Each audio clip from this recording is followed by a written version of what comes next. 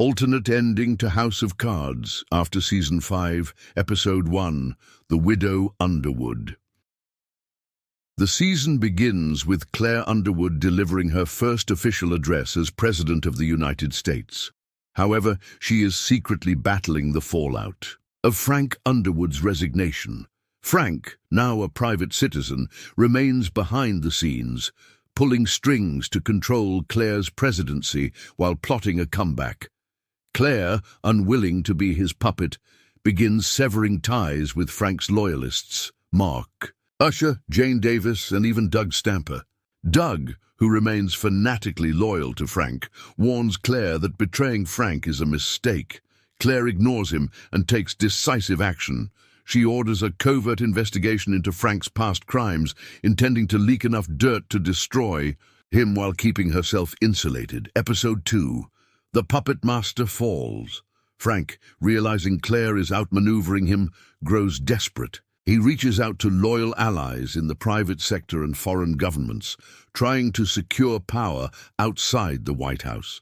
He plans to use political blackmail and insider connections to destabilize Claire's presidency, setting the stage for his return. Claire, however, has anticipated this. She secretly works with an FBI task force, feeding them evidence of Frank's wrongdoings, including his role in Zoe Barnes and Peter Russo's deaths. When Frank attempts to execute a coup of sorts, exposing Claire's crimes and forcing her resignation, Claire turns the tables. The FBI, with warrants in hand, arrest Frank on charges of conspiracy, obstruction of justice, and murder. Frank, now exposed, is paraded before the cameras as a disgraced former president. Claire delivers a speech condemning him, positioning herself as the rightful leader who is cleaning up Washington. However, she knows she's not innocent. She's just a better liar. Episode 3. Checkmate. Frank, enraged and humiliated, fights back from prison.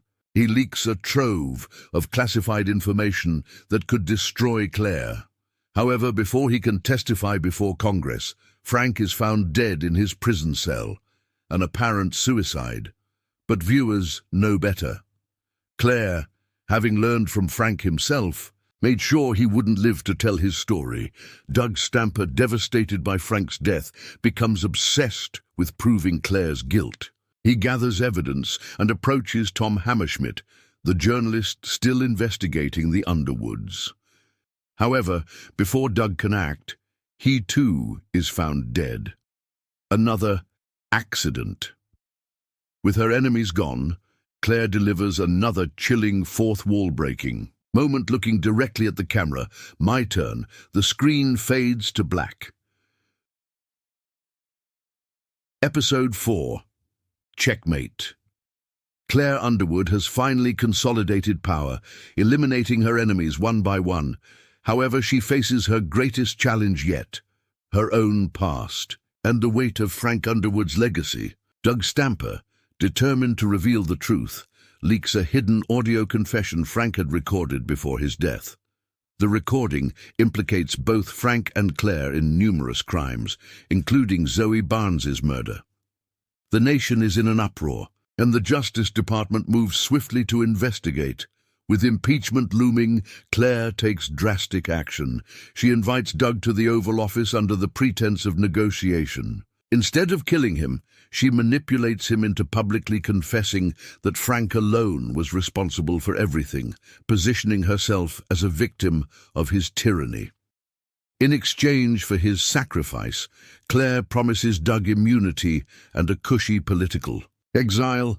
Doug, broken and desperate for redemption, agrees. The move backfires. Tom Hammerschmidt, the persistent journalist, exposes Claire's manipulation with documents leaked by Jane Davis before her disappearance.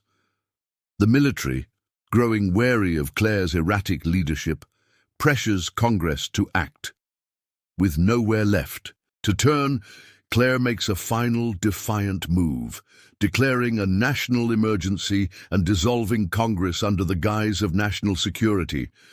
However, the House of Cards finally collapses. Mark Usher, seeing an opportunity, secretly arranges for Claire's arrest. As she gives a chilling televised address, federal agents storm the White House. Rather than go down quietly, Claire reaches for the same letter opener Frank once used to kill Peter Russo. Before she can act, she is shot and killed by an unknown Secret Service agent, perhaps an order from deep within the government to finally rid the country of the Underwood era. The final scene. America watches in shock as a new, seemingly clean administration takes over. Doug, in protective custody, watches Claire's death on TV and mutters, "That's how it ends." The camera lingers on the resolute desk, now empty, as the screen fades to black.